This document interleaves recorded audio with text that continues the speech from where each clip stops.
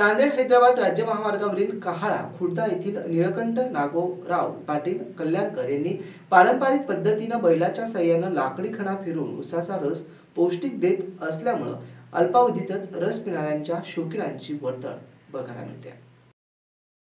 आजकाल केमिकल युक्त लोखंडी उसाचे चरखे सगळीकडे दिसायला आपल्याला बघायला मिळतात। तरीही कहाळा येथील निळकंठ नागोराव कल्याणकर यांनी बैलावर चालणाऱ्या लाकडी खाण्याचा उपयोग करत पौष्टिक रस उपलब्ध करून देत आहेत। रसामध्ये उपलब्ध अल्का हायड्रोक्स ॲसिडमुळे स्किन उजळते। उसाचा रस शरीरातील बॅड कोलेस्ट्रॉल आणि डायग्लिसराईड लेवल कमी करतो, त्यामुळे हृदयरोगाची शक्यता कमी होते असंही सांगितलं।